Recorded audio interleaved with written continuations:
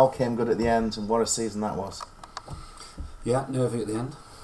For the last 3 or 4 minutes, and then 4 minutes of injury time. Felt like an eternity, didn't it? We nearly went out the ground, didn't we? But full credit to the players for the season. 7 defeats all season, 9 to 17 clean sheets, whatever it is. Consistently the best team. Before we go back through the season, just on that game at Lowestoft, I mean, all credit to them the way they went about the job and got into the 3-goal lead. For 70 minutes, arguably we could have been 5 or 6-0 up. And the penalty that came from literally their first sort of chance, and it turned the game on its head, so to speak. And like you said, the last 5 minutes were very nervy, but hey, we're over the line now, and the players showed again. Whenever they've been asked anything, any questions, they've answered them. Yeah, I mean, you said, I think, after the Brackley game, we then had 3 big games, and we'd always bounce back, and 3 wins out of 3 at the end of the season ultimately saw us over the line. 11 goals in 3 games. We've performed as a front 6, a front 4, if you like, very well, and created numerous chances, and without being disrespectful to Lowestoft. And I can understand why the players maybe switched off just slightly with 20 minutes left, because it was so comfortable at the time. But there's a lesson for all of us. You can never do that in football, because like you just said, 1 goal changes everybody's mindset, and then that stage of the season and what was on the line for the players, understandably their nerves as well were and then obviously a mistake from our end, but luckily that didn't cost us anything, and we were able to celebrate.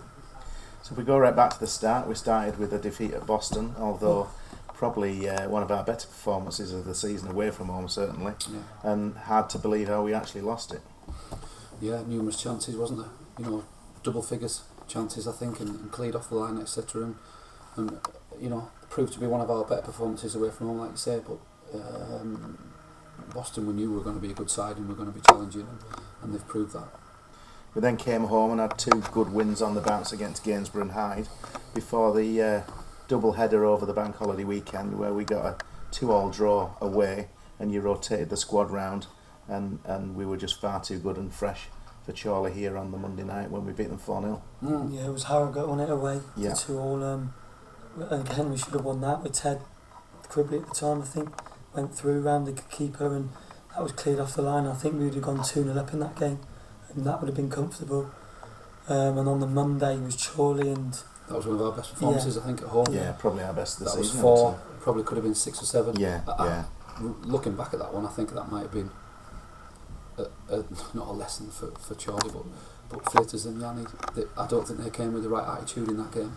They'd won all 4, I think, hadn't they, before that, or 4 out of 5 or something. And it looked like they thought they were just going to have to turn up, and we were right on it that day. And we ended the month with another entertaining game when we won 4-3 at Solihull.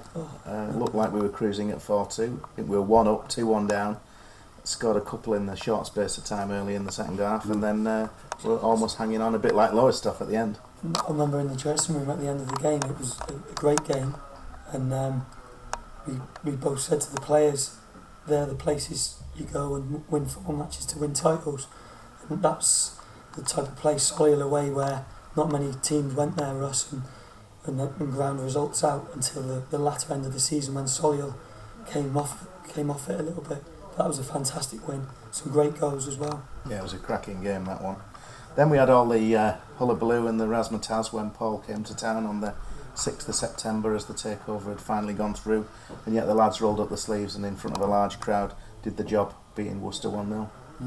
A tough one that, because Worcester came and made it hard away from home like they always do, and the resolute, and they stay organised and they put professional performances in, and the manager, it reflects on him, I think, the way their team play, and they made it so hard. And they're also the games, the home games, where just to make sure that you give no chances away and you take an opportunity when it arises, because you don't get that many against Worcester at that stage of the season especially. It's quite similar the following week as we beat Leamington 2-1, and then we went to Ferriby, and for the second year running we drew 2 each in a topsy-turvy game again. Yeah, that was another one of chances galore. Away at Ferriby we played some great stuff there. Fantastic goal from Isaac. Yeah, should have been goal of the season in my opinion. The volley on the run, and you know the again the home game was then I think sixth win, the sixth win for us, or the fifth win on the trot at home. The sixth, Yeah, and we were starting to build momentum then, and then I think there was a bit of belief in the fans at that stage. You could just feel it in the change room. You know, the home games especially, they were so confident going into it. Yeah. And then really the only black spot on the season's been the cup and the trophy. We can't really gloss over it totally, because Runcorn Town came here and we learned from it. inflicted our worst ever FA Cup defeat in the club's history, I think. Yeah. It was hard to take. I don't think I went home for a couple of days and nearly hung myself off the Newby Bridge. But we again, the players told you a bit about the squad as a whole. Yeah. As the Worcester game did in the trophy later on. Yeah. We took some stick from the fans for. I did.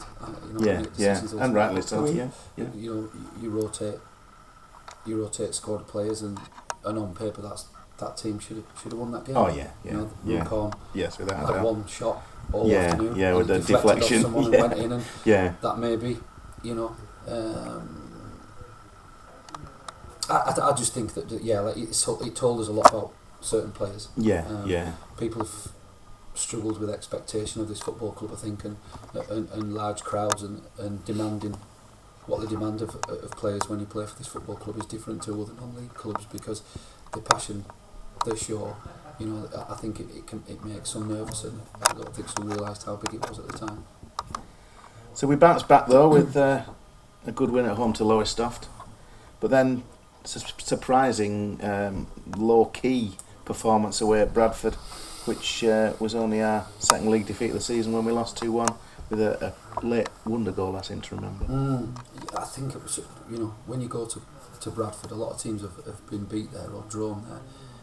The surroundings and the changing room and the pitch and the lack of atmosphere, because not so much the lack of fans in there, but because the stand is that far away from it makes it difficult to get motivated to go there, I think. And it's not an excuse for it, but that is definitely, I think, looking back, was one of the games where we probably should have got into them a little bit more and lifted them a little bit more, rather than just maybe expecting to go there and win. So again, you know, you learn a lot of different stuff. Again though, the lads responded and we thumped Gloucester 5-0 here the week after, and then we certainly weren't flattered. In fact, I think Colwyn Bay were flattered with only a 1-0 scoreline when Cookie scored that super goal as we won there at the end of October.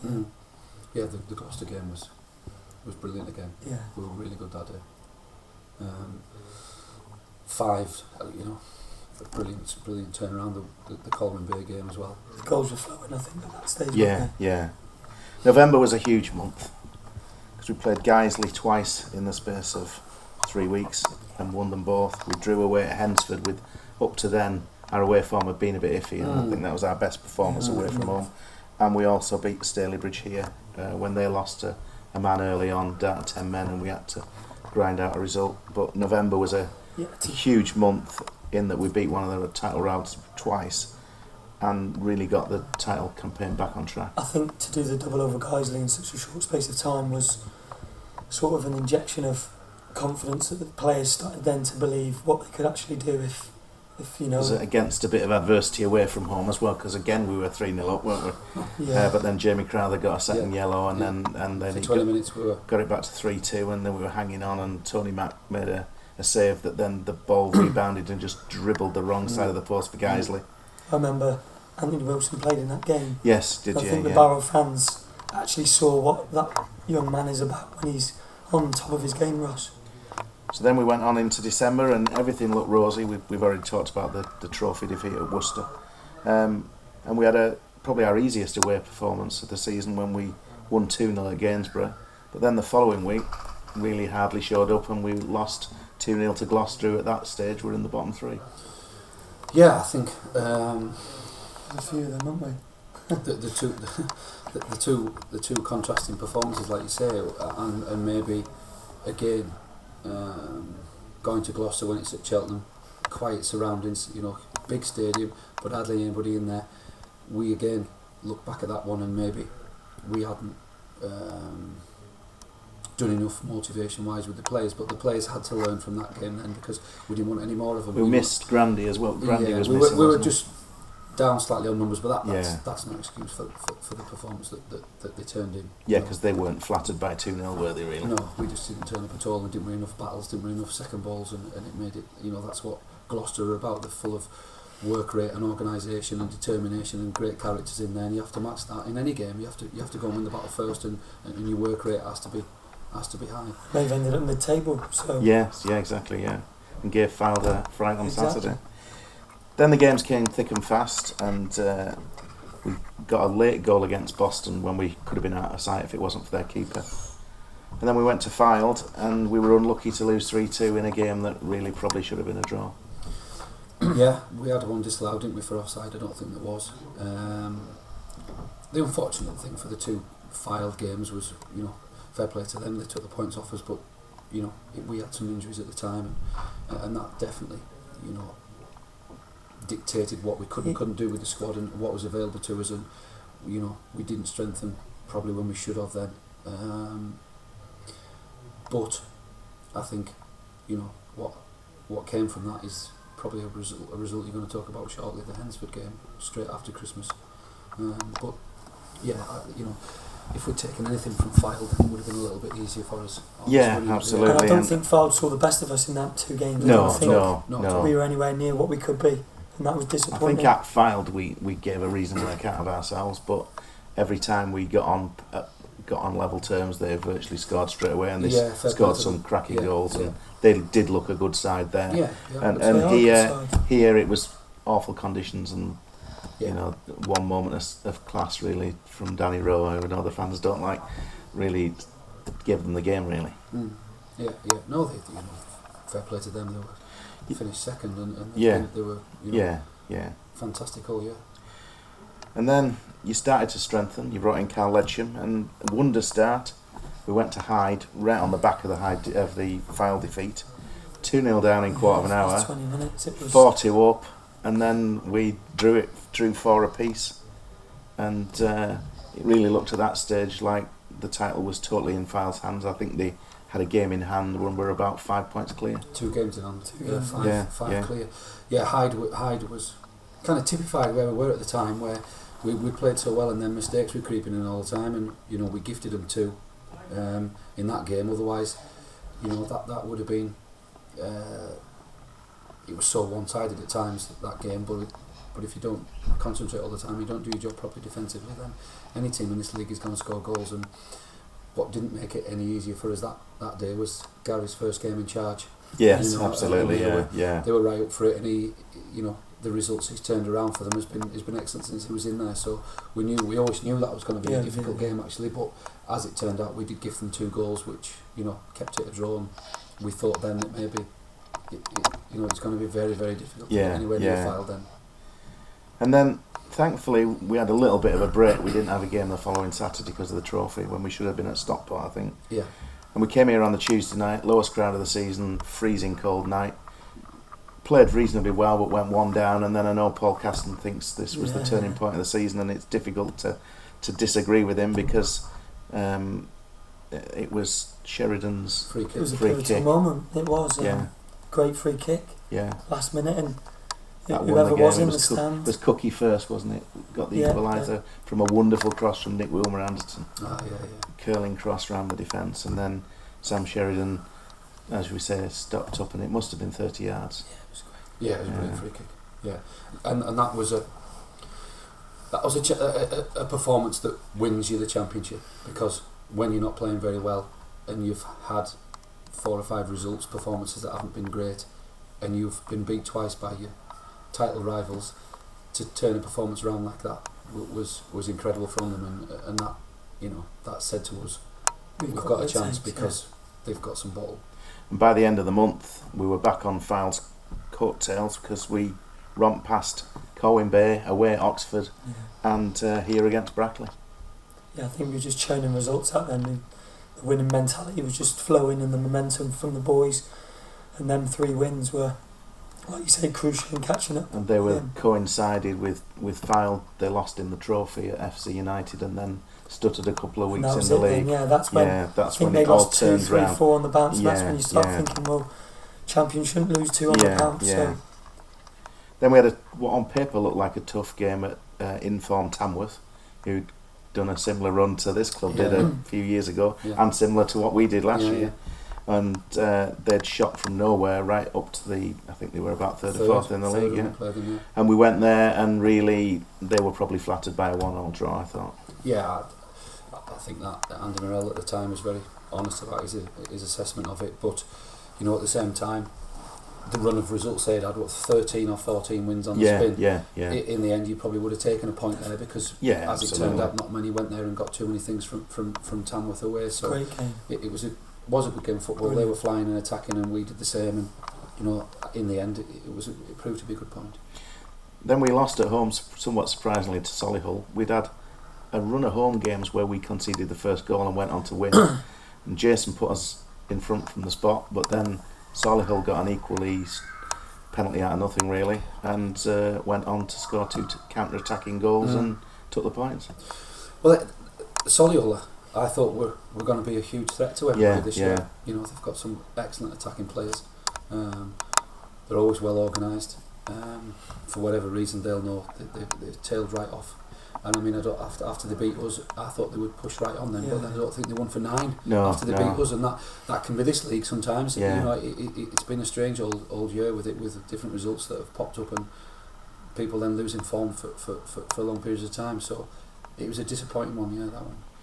And it was. I remember us standing down in the tunnel and saying, "Well, we've got 3 away games now," and we went away, won them all, and didn't concede a goal. With 2-0 at Leamington, and probably the best goal for me of the season, perhaps Lewis Guys at Stockport from Pilkington's curling cross. That was a big night. Yeah. Good performance second half, and the goal was top draw, and then that 3 points. I remember we had a beer after, and we were like, "That's a massive one tonight." Yeah, and then we went to Stalybridge on the Saturday, and Cookie bundled one in from a corner, and we weren't necessarily at our best, but we won the game 1-0. Well, when you get to that stage of the season, you know, you're pushing close. You just need to win games, and that's what we've been able to do. Leamington, I thought, was a big performance from them. Yeah, we were fantastic. Very comfortable there, weren't we? Yeah, and looked so solid, and the work rate was excellent. And that, you know, each time we got beat, we won the next one. Yes, yeah. And that, you know, like Alex said before, that's the turning point. If you're going to be champions, you don't lose 2 on the trot, and we haven't, you know, this season. So finally, it looked like we'd got the away form sorted, and then surely we should just romp the league because we were so good at home. And all of a sudden, we drew at home with Oxford, and we didn't score for the first time, I think, at home to Bradford Park. But sandwiched in between was another fine away win at Worcester.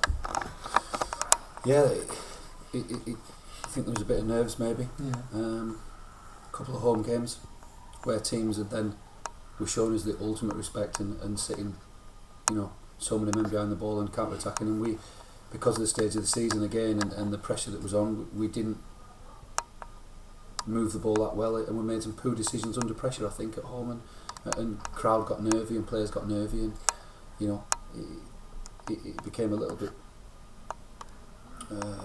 not as if it wasn't going to happen again, but a couple of home games there was a strange atmosphere because we stuttered a little bit, and it took a wonder goal from Andy Howarth to get us past Stockport on Good Friday. Yeah, who did the same, came and put 9 behind the ball, made it so hard to break down, and probably had spoke to Bradford about what they came and did a couple of weeks before that. And then when you've got good players in your squad, occasionally someone can do that, and you know, he comes on and he's disappointed not to start, but then he produces a goal like that, and the place erupted, didn't it? It was a fantastic afternoon. Both games against Stockport were won by one piece of brilliance, really. Yeah. Then we had the fine 0-0 draw away at Chorley, where we played 40 minutes, I think, with 10 men. I thought we were great there. I also thought it was a great away performance. I know people saying we should have had more shots and stuff, but we controlled third in the league away on a horrible pitch. Who'd only beaten Tamworth 6-0, I think. And the weeks they won 6 out of 8, something like that. And they won 6 and 4-0 or something the 2 games before, and we kept them to 0. I don't think they had a shot. They had one chance first shot half. when Danny Livesey nearly headed the Yeah. floor, didn't he? Slipped over. Yeah. Again, we showed all the characteristics and ingredients you need. And then I didn't think there was much wrong with the attitude and performance at Brackley, other than the fact that the ball wouldn't go in the net. And then, having had no pressure on us whatsoever, they curled one in from the edge of the box, and ultimately it kept them up. They'll say a fantastic performance from them, won't they? Yeah. If you flip it around on your head and your defenders are throwing themselves on the line, yeah. they're getting around the keeper, they're heading it off the line, Yeah. they're blocking it with the backsides, they're throwing the body on the line for the team. Then that has actually kept them up, hasn't it? Yeah, Probably that absolutely. win and that And performance and that steal gave them the confidence, probably. Yeah, Because before the game, there people were saying, "Well, we've written this one off." Yeah. So. Yeah. But as you say, I don't think it was the fact our attitude wasn't great. We were just on the day. We're unlucky. If we'd got first, it probably would have been very, very comfortable, and we'd have got more goals. But give him credit, they broke away a couple of times second half, and he's killed an exceptional goal. In which, again, on the other side, you'd say what a fantastic performance and what a great win. And that's just football, isn't it? So I think we'd gone from 5 points in the lead down to 2. Yeah. And I think a big moment for us also, for the players, was on that Brackley. We were on the halfway line, Oh, yeah. cooling down, and then all of a sudden they came through. They'd got a late penalty 2-2. Yeah. Solihull got a late penalty. We got into them a little bit then, and I think that was a wake up call. Yeah, that triggered their mind as a group of for players. For a minute or two, it looked like suddenly the title was back in Fal's hands. Yeah. And I think that triggered the players' mindsets to think, hang on a minute, let's roll these boys back up. Yeah. We've got another chance here. Yeah. All credit to Fylde. They went to Bradford on the Monday night, and on a cobbled street, great, deservedly won 1-0, where we all thought, well, that's a 0-0 draw, a home win. Yeah. But we bounced back on the Tuesday when the trophy winners Ferriby came here, and we murdered them. Yeah, they did their job, and they gave us all the pressure and said, go on then, what have you got? And I think everyone saw that night what we actually had. Some fantastic play, controlled the game, possession-wise. Work rate. Probably our best attacking football for several months. Yeah, I think so. Yeah, fantastic. Just at the right time. And the Brackley one was a disappointing one. And again, what they did was they responded to a defeat with a performance and and a win straight on the back of it. And that set us up for Tamworth coming to town, where we hoped we might win the league, but of course Tamworth needing to win to get into the playoffs. I think we were winning the league at 3:20 that day, weren't yes, we were, yeah. And even more convincing performance than the one against Ferriby, 4-1 again. Yeah, and as you say, Tamworth pushing for the playoffs, and we made them look ordinary. And I'm not being, we spoke to Andy Morell for a long time afterwards, and he was very complimentary about the lads, and people can say what they want about Ferriby, their season had finished, etc. But Ferriby came and had a go. But in those two games, we were just so good. And Ferriby went and won at Guiseley the following week. So they hadn't gone on holiday, apart from contradictory to what some Fylde people had said about that one. They hadn't done that. We were just very, very good going forward, and the work rate again was unbelievable in the two games. And when you play Ferriby, you know you're going to get work, because their manager he demands that from his players. And Andy is an experienced manager. They were well organised. They've got some good attacking players. But again, our performance was just fantastic. So we're 2 points ahead going into the final weekend. Fylde at home to Gloucester. Us having to make our longest trip of this season, I think virtually of any season, to Lowestoft, where we just had to win. Yeah, easy. That again, I had a flip on it for us and the players when Danny Livesey didn't travel. Who now has a beautiful daughter. And Paddy Lacey suspended as well. Paddy Lacey was suspended. So they're two big characters and two big people in the dressing room. Lecham's broken foot. Yeah, of course, yeah.